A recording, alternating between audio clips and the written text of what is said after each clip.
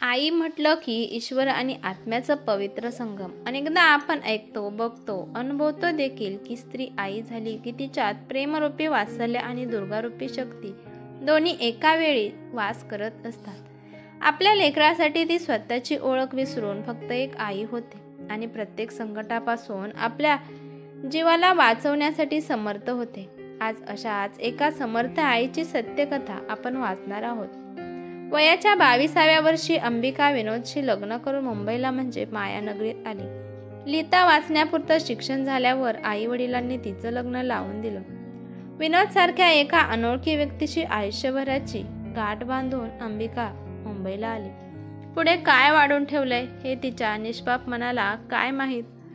जादुई मुंबईत पहिल्यांदाच पाऊल ठेवलेल्या अंबिकाला या मुंबई नगरीनेही आपलंसं केलं.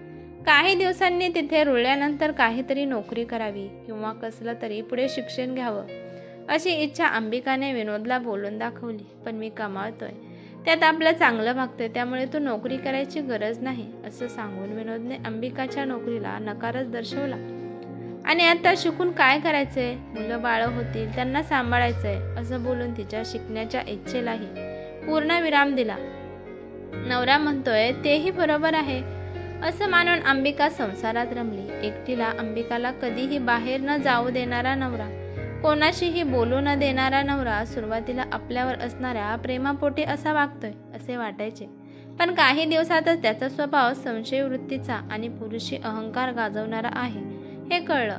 त्याच्या या वागण्याला कधी विरोध केलाच तर तो अंबिकावर हात उचलाही कमी करायचा नाही. कित्येकदा तिला वाटायचं जावं सोडून त्याला, पण त्याच्यावर असलेल्या निस्सीम प्रेमापोटी तिने घराबाहेर कधीच पाऊल ठेवलं नाही. याच प्रेमाने आज ना उद्या तो नक्की बदलेल असा विश्वास होता तिचा. अशीच लग्नाची 2-3 वर्षे गेली तरीही अंबिका गोड बातमी देत नव्हती, म्हणून विनोदच्या घरून तिच्यावर दबाव वाढत राहिला. विनोदही घरच्यांचं ऐकून अंबिकाशी भांडू लागला. आई होण्यास ती समर्थ नाही अशी दूषणे देऊ लागला. घरात तर तिच्यावर वांझोटे पण लादलंच गेलं. पण हळूहळू समाजही अंबिकाला वांझ म्हणू लागला. आई होण्यासाठी अंबिका उपास तापास नवस कोणी सांगेल ते श्रद्धा अंधश्रद्धा उपाय करू लागली. विनोद आणि तिच्यातील नातं आता फक्त मूल जन्माला घालायचं या उद्देशापुरतंच उरलं होतं. अंबिकाने मनापासून केलेली विनवणी एक दिवस देवाने ऐकली आणि घरात नवीन पाहुणा येणार कळताच सगळ्यांना अंबिकाप्रती अचानक प्रेम उफाळून आलं. विनोदही तिला कुठे ठेवू कुठे नको इतकं प्रेम करू लागला. 9 महिने पोटात जीवापाड जपलेला जीव जगात आला, मुलगा झाला म्हणून विनोद जरा जास्तच खुश झाला. मुलांचं संगोपन करण्यात अंबिका पूर्ण गुंग झाली होती. विनोदही तसा थोडा बरा वागत होता, त्यामुळे मुलाच्या येण्याने हरवलेला आनंदच परत आला असं अंबिकाला वाटत होतं. म्हणून तिने मुलाचं नावही आनंद ठेवलं. आनंदसोबत तिचं आयुष्य आईपणाच्या नव्या वळणावर पाऊल ठेवत होतं, जे तिला सर्वाधिक सुखावत होतं. आनंदची चालण्यापासून पळण्यापर्यंतची दुडूदुडू पावलं बघून अंबिकाच्या चेहऱ्यावर हसू फुलत होतं. पण नियतीला कदाचित तिचं हसणं मान्य नसावं. आनंद जसा जसा वयात येऊ लागला तशी त्याला वेगळीच चाहूल लागत होती. शाळेत असताना मुलांसोबत खेळण्याऐवजी मुलींसोबत खेळणे, गप्पा मारणे त्याला आवडू लागले. घरी असल्यावर आईची साडी नेसणे, मेकअप करणे, स्वतःला आरशात निरखून पाहणे असे प्रकार त्याचे चालायचे. अंबिकाने खूपदा त्याला रागावलं, दटावलं की तू मुलगा आहेस, मुलींसारखं वागू नकोस. आनंद मात्र तो नक्की मुलगा की मुलगी याच प्रश्नासोबत झगडत होता. जो तो आहे ते त्याला नको होतं आणि मनापासून त्याला जे हवं होतं तसं समाज त्याला स्वीकारू शकत नव्हता. त्याच्या अस्तित्वाशी त्याची लढाई चालू असताना एक दिवस अचानक त्याला रक्तस्राव सुरू झाला. आधीच शरीराचं आणि मनाचं युद्ध चालू असताना या विपरीत अनपेक्षित परिस्थितीचा सामना कसा करावा हे आनंदलाही कळत नाही. काहीसं घाबरून बेचैन होऊन अंबिकाला त्याने घडलेली घटना सांगितली. अंबिकाच्या तर पायाखालची जमीनच सरकली. आनंद शरीराने पुरुष होता पण मन मात्र स्त्रीचं होतं. आनंदने अंबिकासमोर कबूल केलं, पण आता शरीराने सुद्धा त्याला स्त्रीची ओळख द्यायला सुरू केलेलं. पुरुषाला मासिक पाळी येणारा आनंद हा पहिला मुलगा नव्हता, पण अंबिका विनोदच्या घरातील तो पहिला मुलगा जगावेगळा होता. डॉक्टरांची भेट घेऊन त्यांना सगळी परिस्थिती सांगून आनंद हा पुरुष नसून तृतीयलिंगी समूहातील आहे हे स्पष्टपणे कळले. घडलेला सगळा प्रकार विनोदपर्यंत पोहोचतो. आई वडील आपले आहेत ते नक्की समजून घेतील अशी वेडी आशा आनंदला असते, पण ती खोटी ठरते. सामान्य जगात आणि माझ्या घरात राहण्यासाठी तू लायकीचा नाहीस असं म्हणत विनोद स्वतःचा अंश असलेला मुलाचा काडी मात्रही विचार न करता त्याला एका हिजड्या समूहात विकून येतो. अंबिकाचा जीव मुलासाठी तुटत असतो. आईचं काळीज शेवटी रात्रंदिवस फक्त आनंदच्या नावाचा जप करत राहते. आनंदला शोधायला ती घराबाहेर पडू नये म्हणून विनोद कामावर जाताना तिला घरात कोंडून जात असे. 4-5 दिवस अन्न पाणी सोडून अंबिकाने देव पाण्यात ठेवले होते. तिच्या ममतेपुढे अखेरीस देवालाही हार मानावी लागली. एक दिवस खिडकीतून शेजारच्या मुलाला बाहेरून दरवाजा तोडायला सांगून ती स्वतःची सुटका करून घेते आणि अनवाणीच आनंदला शोधायला बाहेर पडते.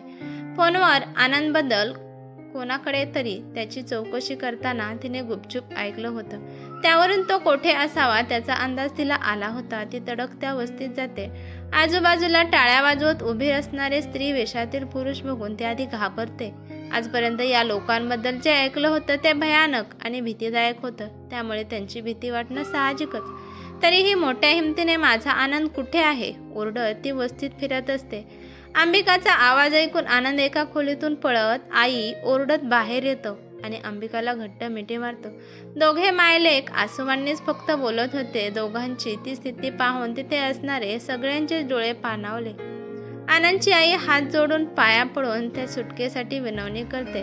त्या समाजातील गुरु अंबिकाला खूप समजवण्याचा प्रयत्न करतात की तुमच्या सामान्य समाजात आनंदला काही स्थान नाही. त्याला फक्त अवहेलना सहन करावी लागेल. तो जर इथे राहिला तर तो इतरांपेक्षा वेगळा आहे असं वाटणार नाही आणि सुरक्षितही राहील.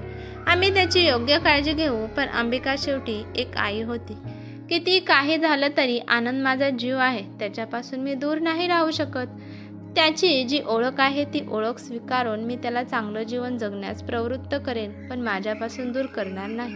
तुमचे पैसे हवे तर मी कसंही करून परत आणून देईल, पण माझ्या मुलाला माझ्यापासून तोडू नका अशी विनंती अंबिका त्यांच्यासमोर करत एका आईच्या हट्टापुढे आणि अश्रूंपुढे सगळे झुकले. मायलेकाच्या प्रेमापुढे पैसा मोठा नाही असं म्हणत त्यांनी आनंदला सोबत न्यायला परवानगी दिली. काही झालं तरी आम्हाला हाक मारा असं सांगायला ते देखील विसरले नाहीत. माणूस न मानता ज्यांना आपण झिडकारतो, आज त्याच माणसातील माणुसकी आणि आपुलकीचा प्रत्यय अंबिकाला आला होता. आनंदला परत मिळवून तिने एक लढाई तर जिंकली होती, पण खरी लढाई आता सुरू झाली होती. अंबिका विनोदकडे न जाता आनंदला घेऊन सरळ माहेरी जाते. माहेरीही आनंदचं सत्य कळाल्यावर तेही आनंदला स्वीकारण्यास असमर्थता दर्शवतात. अंबिका तिथूनही आनंदला घेऊन बाहेर पडते. परत मुंबईला येऊन राहायला घर आणि काम शोधण्यासाठी वणवण फिरण्याचा प्रवास तिचा सुरू होतो. मुंबईतल्याच एका नातेवाईकांनी विनोदला माहीत न होता तिला भाड्याने एक रूम बघून दिली आणि एके ठिकाणी कपडे भांड्याचं कामही मिळवून दिलं. इथून अंबिकाच्या मातृत्वाचा आणि आनंदच्या अस्तित्वाचा खराब खडतर प्रवास सुरू होतो. विनोदने इकडे अंबिका आणि आनंदला शोधण्यास सुरुवात केली होती. आनंद ज्यांच्या हातात विकला होता तिकडे गेल्यावर त्याला कळलं की अंबिका त्याला स्वतःसोबत घेऊन गेली आहे. कधी घराबाहेरही न पडणाऱ्या अंबिकाची हिंमत बघून विनोदला मोठा धक्का बसला. आनंदला विकून मिळालेले पैसे आता परत मागतील या भीतीने तो काही न बोलता तिथून सटकायच्या उद्देशात असतानाच आम्हाला आमचे पैसे परत नको, पण आनंद आणि त्याच्या आईला काही होता कामा नाही अशी समज दिली. पण अंबिकाने त्याचा शब्द मोडून त्याचा अपमान केला होता. त्याचा पुरुषार्थ डिवचला गेला होता. काही दिवस शांत बसून विनोदने पुन्हा अंबिकाचा शोध घेण्यास सुरुवात केली. अंबिका दिवसभर कपडे धुण्याचं काम करून संध्याकाळी एका हॉस्पिटलमध्ये रिसेप्शनिस्टचं काम करायची. आनंदला खूप शिकून मोठं करायचं तिचं स्वप्न पूर्ण करण्यासाठी ती दिवस रात्र मेहनत करत होती. आनंदची स्वतःची एक लढाई समाजासोबत सुरू झाली होती. एकच दिलासा होता की ज्या आईने जन्म दिला त्या आईने त्याला तो जसा आहे तसा स्वीकारून त्याच्या भवितव्य यशस्वी करण्यासाठी त्याच्यासोबत होती. परिस्थितीचा सामना करत कसंबसं शालेय शिक्षण पूर्ण करून त्याने कॉलेजमध्ये प्रवेश मिळवला. कॉलेजमध्ये त्याची ओळख फार दिवस लपून राहिली नाही की त्याने तसा प्रयत्नही केला नाही. त्याच्या म्हणण्याप्रमाणे तो जे आहे ते नैसर्गिक होतं. त्याच्या हातात ते नव्हतं, त्यामुळे समाजाने हे कोणतीही आडकाठीमध्ये न आणता त्याला माणूस म्हणून मानाने स्वीकारावं हीच अपेक्षा. पण प्रत्यक्षात मात्र त्याची उपेक्षाच झाली. कॉलेजमध्ये मुलं त्याला चक्का म्हणून चिडवायची. एकट्याला गाठून नको तसे स्पर्श करायचे, त्याला नाचायला सांगायचे, त्याने विरोध करताच त्याला मारायचे. डोळ्यातील अश्रू लपवत सारं दुःख तो आईकडे बघत सहन करत होता. मनातल्या मनात घुसमटून जात होता. यातूनच त्याने एक दिवस आत्महत्या करण्याचा प्रयत्न केला, पण अंबिका वेळेत पोचल्यामुळे त्याच्या जीवाला काही झाले नाही. त्या दिवशी अंबिकाने पहिल्यांदा आनंदच्या कानाखाली लगावली. डोळ्यात अश्रू आणि मनात भयंकर राग घेऊन ती बोलत होती, तू तुझीच ओळख स्वाभिमानाने घेऊन जगू शकत नाहीस तर लोक कसे स्वीकारतील तुला? आणि त्यांच्या स्वीकारण्या न स्वीकारण्यावर तुझं जगणं अवलंबून आहे का? मी माझा नवरा, माझे आई वडील सगळे सोडून फक्त तुझ्यासाठी तुझ्या सोबत आहे. तुझ्या कपड्यानिशी घराबाहेर पडले ते तुझी हार बघायला नाही. लोकांच्या छळणाऱ्या नजरा आणि कुस्तीत हास्य रोज सहन करते ते फक्त तुझ्यासाठी. स्वतःचा जीव धोक्यात घालून तुला परत माझ्याजवळ आणून एक सुरक्षित छत दिलं ते फक्त तुझ्यासाठी. स्वतःला संपवताना हा जीव तुझा नाही तर माझा आहे हे विसरू नकोस. एक जिद्द मनात ठेव की तू जिंकणारच. मग कोणी सोबत असो वा नसो, हा रस्ता काट्यांचा आहे. त्यावरून चालूनच तुला एक दिवस फुलांचा हार ही गळ्यात भेटेल हे लक्षात ठेव. इथून पुढे हे मिळालेलं जीवन संपवण्याचा विचार करायचा नाही. त्या दिवशी आनंदने आता न हरता फक्त जिंकेन असे वचन अंबिकाला दिले आणि त्याची जी कुचंबना होत होती त्याला धीराने तोंड देत होता. तो पुढे चालत राहिला. अंबिका प्रामाणिकपणे निष्ठेने स्वतःचं काम करत असते. सगळी संकट दूर झाली असं वाटत असतानाच एक दिवस विनोद त्या दोघांसमोर उभा ठाकतो. अंबिकाचे हातपाय थरथरू लागतात तरीही ती हिंमत एकवटून त्याला उत्तर देत असते.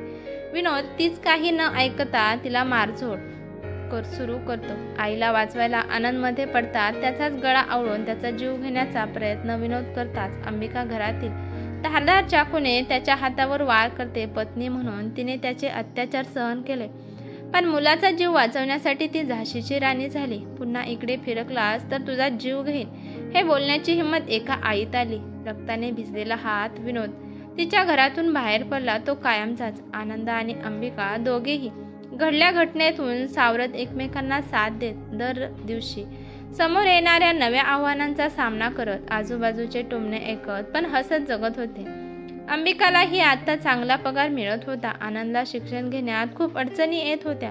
खूप अवहेलना अपमान सहन करावा लागत होता, पण वेळोवेळी आईचा खंबीर पाठिंबा, सामाजिक संस्थेची मदत व स्वतःची प्रबळ इच्छा या जोरावर LLBचं शिक्षण त्याने पूर्ण केलं. यासोबतच एका सामाजिक संस्थेसोबत जोडून त्याच्यासारख्या समूहातील मुलांना समुपदेशन देण्याचं मोलाचं कामही करत होता आणि या मुलांच्या पालकांना धैर्य, आत्मविश्वास देण्याचं काम, मुलांना प्रेमाने स्वीकारण्याचं आणि वाढवण्याचं समुपदेशन अंबिका करत होती. ज्या दिवशी आनंदने LLB पूर्ण केलं त्या दिवशी एका संस्थेकडून त्यांचा सत्कार होणार होता. त्या दिवशी त्याने आईला कार्यक्रमासाठी स्वकमाईतून साडी घेतली. अंबिकाच्याही डोळ्यात पारणे फिटत नव्हते. खूप खुश होती ती. स्वतःच्या गळ्यात फुलांचा हार पडताना बघून आनंदला काही वर्षापूर्वी आईने बोललेले शब्द आठवले. या काट्यावर चालून एक दिवस तुझ्या गळ्यात फुलांचा हार पडेल. आनंद भारावून गेला होता. त्याचा इथवरचा प्रवास व्यक्त करताना या यशाचं सारं श्रेय फक्त आईला देतो. भरल्या डोळ्यांनी तो म्हणाला, जर आई माझ्यासोबत नसती तर कदाचित मी कोणत्या तरी रेल्वे स्टेशनवर किंवा रस्त्यावर टाळी वाजवत पोटाची खळगी भरण्यासाठी हात पसरत उभा राहिलेला दिसलो असतो. पण आईने खूप कष्ट करून जगाची बोलणी खाऊन सगळी नाती तोडून 7 जन्माच्या नात्याने बांधलेला पती सोडून तिने फक्त माझ्यासारख्या मुलाला साथ दिली, ज्याला ती मुलगाही बोलू शकत नव्हती आणि मुलगीही. येता जाता रोज तिला समाज ती भग त्याची का तिची आई असं म्हणत जोराजोराने हसायचा, तिला चिडवायचा. मुलाला जन्म देत तू हिजडा जन्माला घातलास असं हिनवायचा. पण ती शांत बसून सहन करत राहिली फक्त माझ्यासाठी. कित्येकदा कोपऱ्यात जाऊन तिने डोळ्यातील अश्रूंना वाट मोकळी करून दिली, पण माझ्यासमोर ती नेहमीच खंबीर आणि सक्षम आई बनली. मी तिची कमतरता नसून ताकद आहे हा विश्वास तिने मला दिला. तिच्यामुळे हा पुनर्जन्म मला लाभला आणि मी स्वतःची ओळख, स्वतंत्र अस्तित्व बनवण्याचं स्वप्न पूर्ण करू शकलो. आई आहे म्हणून मी आहे, नाहीतर मी शून्य आहे. आनंदच्या मुखातून आपलं कौतुक अंबिकाचे आनंदाश्रू थांबत नव्हते. नवऱ्याला सोडून, आई वडिलांना सोडून एक आई म्हणून ती इतकी वर्ष झटत होती. रात्रंदिवस मुलाच्या यशासाठी कष्ट करत होती. त्याचं आज चीज झाल्यासारखं वाटलं. मुलाचं यश डोळ्यात साठवून घेत होती. तिची आई की त्याची आई या लेबलपेक्षा ती एक सक्षम आई होती, जी आपल्या मुलाची ढाल बनून नेहमी सोबत असते. आज आनंदाची आई म्हणून तिला खूप मान मिळत होता. यातच तिच्या जन्माचं सार्थक झाल्यासारखं तिला वाटत होतं. कथा सत्य घटनेवर आधारित आहे. आईसाठी तिचा मुलगा कोण आहे यापेक्षा तो तिचा जीव आहे न त्याचं रक्षण स्वतःच्या जीवापलीकडे करते, त्याची ढाल बनते. हे या कथेतून उमगत समाजासोबत पालकांनीही वंचित ठरलेल्या, वाळीत टाकलेल्या मुलांना गरज आहे अशा सक्षम आईची. ही कथा तुम्हाला कशी वाटली ते मला कमेंट करून नक्की सांगा. कथा